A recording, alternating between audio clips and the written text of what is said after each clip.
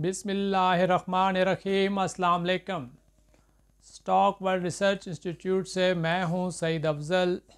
आज की इस वीडियो में बहुत अहम न्यूज़ शामिल हैं स्टॉक मार्केट की कंपनीज़ के बारे में, स्टॉक मार्केट के बारे में, और इसी तरीके से कुछ ऐसी ख़बरें हैं जो आपके स्टॉक्स पर भी इफ़ेक्ट्स हो सकती हैं। आपको अपडेट रखने के लिए आज की वीडियो बहुत अहम है। सबसे पहले वज़ीर आज़म शहबाज शरीफ का दौरा, आज स्टॉक मार्केट का बहुत अहम दौरा था, उस हवाले से भी बात होगी और मार्केट की ताज़ा तरीन सूरत हाल पर भी बात होगी।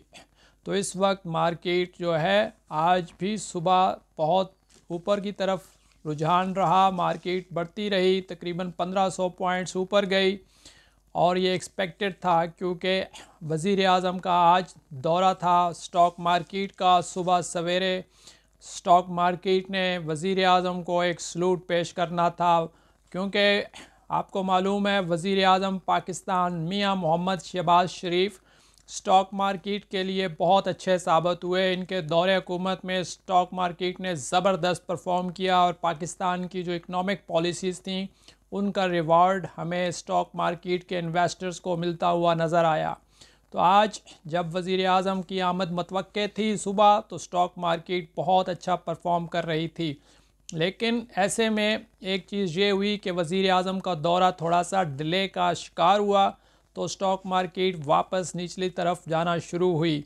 तो आपको मालूम है कि स्टॉक मार्केट 1,18,000 पॉइंट्स को टच करने के बाद वापसी का सफ़र शुरू किए हुए है और कुछ करेक्शन कर रही है।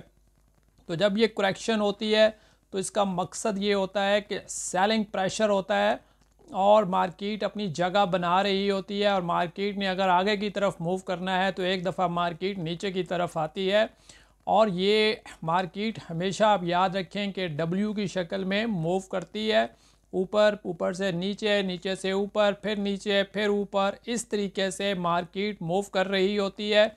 और मुसलसल अगर ऊपर की तरफ भी जा रही हो तो गैर महसूस तरीके से ऊपर जा रही होती है, और अगर नीचे की तरफ भी आ रही हो तो ऐसे ही डब्ल्यू की शक्ल में आहिस्ता आहिस्ता नीचे की तरफ मूव कर रही होती है। लेकिन हमें ये मालूम होना चाहिए कि स्टॉक मार्केट क्या आगे की तरफ मूव कर रही है या नीचे की तरफ मूव कर रही है।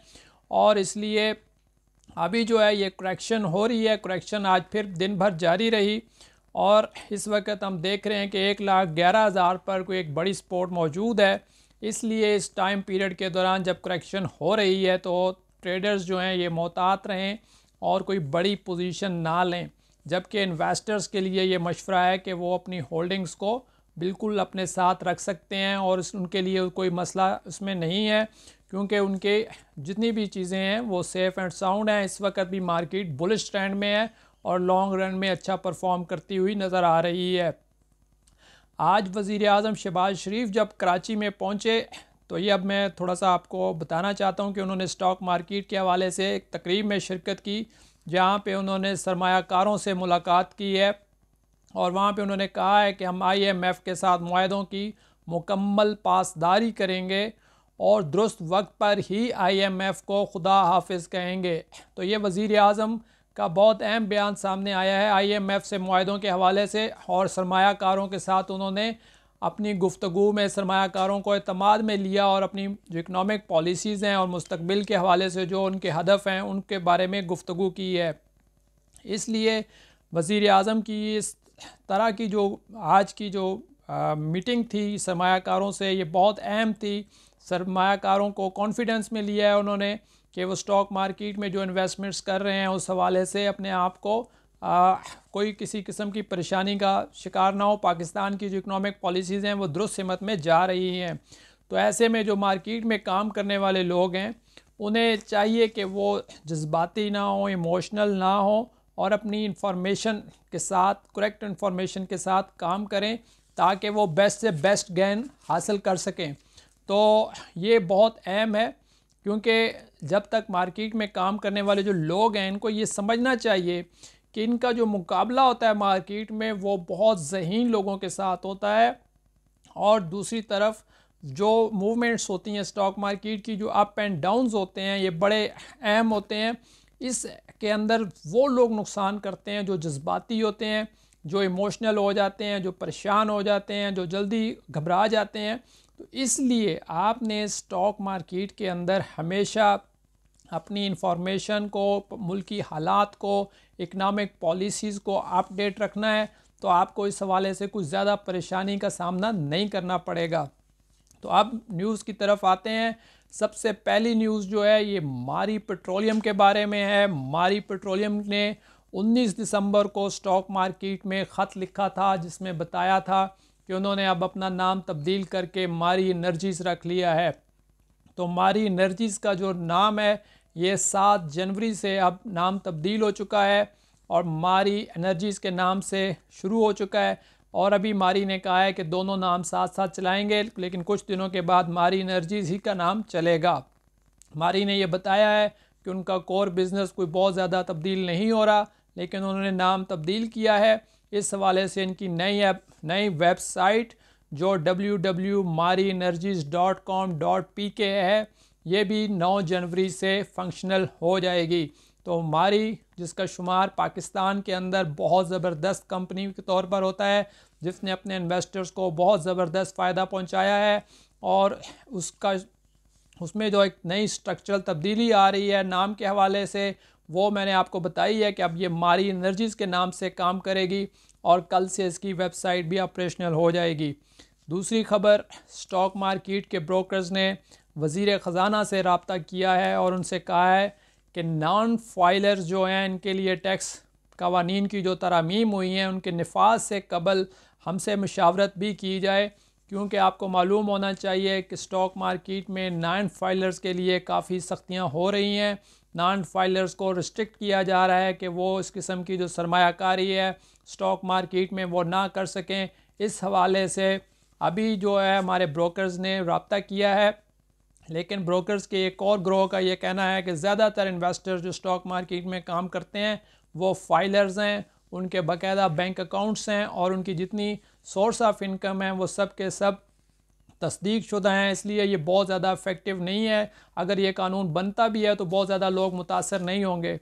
लेकिन दूसरी तरफ ब्रोकर्स के ही एक ग्रोह का ये कहना है कि ये टैक्स कवानीन से बहुत ज़्यादा लोग मुतासर भी हो सकते हैं। इसलिए वज़ीर ख़ज़ाना इस हवाले से हमसे मशावरत करें ताकि हम इसका कोई रास्ता निकाल सकें। नॉन फाइलर्स के लिए एडवाइस यही है कि अगर वो नॉन फाइलर्स हैं तो वो लाजमी अपने आप को फाइलर्स बनवाएं, ताकि उनके जितने भी मामलात हैं उसमें उनको फ़ायदा हो सके। एक फ़ाइलर को जो है वो टैक्स के अंदर भी बहुत ज़्यादा फ़ायदा होता है, डिविडेंड्स जो मिलते हैं उस पर बहुत फ़ायदा होता है। इस हवाले से अगर आप में से कोई फ़ाइलर नहीं है तो हमारी टीम के साथ रब्ता कर सकता है और अपने डॉक्यूमेंट्स जमा करवा के और एक छोटी सी फ़ीस जमा करवा के आप फ़ाइलर बन सकते हैं और अपने घर बैठे हुए फ़ाइलर बन सकते हैं। इसके बाद एक और न्यूज़ है PRL की। PRL जो पाकिस्तान रिफाइनरी लिमिटेड, इसने PSO से 3.25 अरब रुपए का कर्ज़ा लिया है ताकि वो अपनी तोसी और अपग्रेडेशन का काम कर सके। PRL का शुमार पाकिस्तान की एक बड़ी कंपनी में होता है जो 1960 में बनी थी। उसके बाद इसने मुसलसल पाकिस्तान में ज़बरदस्त खिदमात सर अंजाम दी हैं, लेकिन पिछले कुछ अरसे से कंपनी कुछ डिस्टर्ब नज़र आती है। लास्ट क्वार्टर्स के अंदर भी इसने तकरीबन 2.5 अरब का नुकसान किया है, लेकिन अब दोबारा इसने अपनी पेरेंट कंपनी PSO से रजू किया है और उसके लिए उसको 3.25 अरब रुपए के कर्ज़ के लिए उसने मंजूरी की है। तो ये एक बहुत खुशाइंद ख़बर है। इससे उम्मीद है कि जो पाकिस्तान रिफाइनरी है ये अपने मुश्किलात पर काबू पा लेगी और आइंदा आने वाले दिनों में हम इसके रिज़ल्ट्स में कुछ बेहतरी भी देख सकते हैं। दूसरी ख़बर कतर एयरवेज़ के हवाले से है, जिसके बारे में मुसलसल ख़बरें हम देख रहे थे प्रिंट मीडिया के अंदर और डिजिटल मीडिया के अंदर कि इसने अपने दफातर बंद कर दिए हैं, लेकिन अब कतर वेज़ ने इसकी सख्ती से तरदीद की है और बताया है कि मामूल के मुताबिक काम हो रहा है और पाकिस्तान में इनके दफातर खुले हैं और तमाम परवाज़ें आ जा रही हैं। ऐसा कोई मसला नहीं है। कतर वेज़ ने भी इस हवाले से आज अपनी तरदीदी बयान जारी किया है। एक और ख़बर WTL world call telecom limited, जिसके इन्वेस्टर्स अक्सर व बेशतर परेशान रहते हैं कि कंपनी का कारोबार कोई इतना ज़बरदस्त नहीं है या कुछ तरह के मसाइल हैं, लेकिन अब WTL ने ज़बरदस्त काम किया है। उन्होंने पाकिस्तान में आर्टिफिशियल इंटेलिजेंस और डाटा के लिए सेंटर ऑफ एक्सीलेंस का आगाज़ किया है।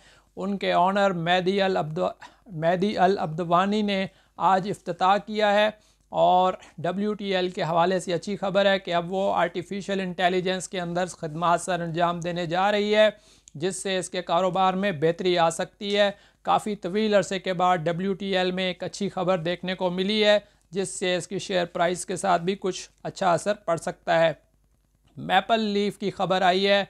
मैपल लीफ ने एग्री टेक के 1.48 मिलियन शेयर्स हासिल कर लिए हैं। ये प्रोसेस पिछले कुछ दिनों से जारी था। अब मैपल लीफ ने यह बताया है कि उन्होंने ये प्रोसेस मुकम्मल कर लिया है। मैपल लीफ का शुमार पाकिस्तान के अंदर एक सीमेंट्स की अच्छी फैक्ट्रीज़ में होता है और मैपल लीफ ने बहुत अच्छा परफॉर्म किया है, लेकिन मैपल लीफ के नंबर ऑफ़ शेयर्स बहुत ज़्यादा हैं मार्केट में, जिसकी वजह से उसकी जो बिज़नेस है वो अर्निंग पर शेयर जो है उसमें कोई बहुत ज़्यादा फ़र्क नहीं पड़ता। लेकिन फिर भी मैपल लीफ एक अच्छी कंपनी समझी जाती है। उसके बाद स्टारलिंक के हवाले से एक ख़बर आई है। स्टारलिंक जो उसके मालिक एलोन मस्क हैं, जो आप जानते हैं ट्विटर और एक्स के ऊपर मालिक हैं और उनके बहुत सारे प्रोजेक्ट्स हैं। अब वो पाकिस्तान में भी इंटरनेट की सहूलियात फराहम करना चाहते हैं। उस हवाले से इन्होंने पहले SCCP में अपनी कंपनी को रजिस्टर करवाया था। अब उनकी IT की जो मिनिस्टर हैं शिजा फातिमा, उनके साथ मुलाकात हुई है, जिसमें स्टारलिंक चाहती है कि उसे पाकिस्तान में इंटरनेट की फराहमी की सहूलियात दी जाएं। तो आपको मालूम है कि पाकिस्तान ने पिछले साल इंटरनेट के अंदर जो मसाइल आए हैं, जो रफ्तार सुस्त हुई है, उससे बहुत बड़ा नुकसान बर्दाश्त किया है। लेकिन अब स्टारलिंक ने दोबारा इस हवाले से आगे बढ़ते हुए अपने लाइसेंस के असूल के लिए कोशिश की है। तो पाकिस्तान में जो इंटरनेट के यूज़र्स हैं उनके लिए ये एक अच्छी खबर है, कारोबारी लोगों के लिए भी अच्छी खबर है। अगर स्टारलिंक आता है तो पाकिस्तान में इंटरनेट की सहूलियात पहले से ज़्यादा बेहतर हो जाएंगी। अभी मैं एक और ख़बर देता जाऊँ आपको कि हमारा जो इंस्टीट्यूट है स्टॉक वर्ल्ड रिसर्च इंस्टीट्यूट, इसने आज एंग्रो होल्डिंग के साथ रब्ता किया था, जिसमें हमने उनसे पूछा कि कब तक जो नई कंपनी है एंग्रो होल्डिंग्स, इसके शेयर्स अकाउंट्स में मुंतकिल हो जाएंगे। जिस हवाले से बताया गया है कि 15 जनवरी के बाद, जैसे कि बुक क्लोजर्स का टाइम पीरियड 15 जनवरी है, तो इसके बाद ये तमाम शेयर्स जो हैं वो अकाउंट्स में, जितने भी इन्वेस्टर्स हैं उनके अकाउंट्स में आ जाएंगे। एंग्रो होल्डिंग्स की ट्रेडिंग इस वक्त भी जारी है और एंग्रो होल्डिंग्स में काफ़ी हम तेज़ी देख रहे हैं। जब से वो दोबारा एंग्रो होल्डिंग के नाम से ट्रेडिंग कर रही है तो उसने काफ़ी अच्छा परफॉर्म किया है।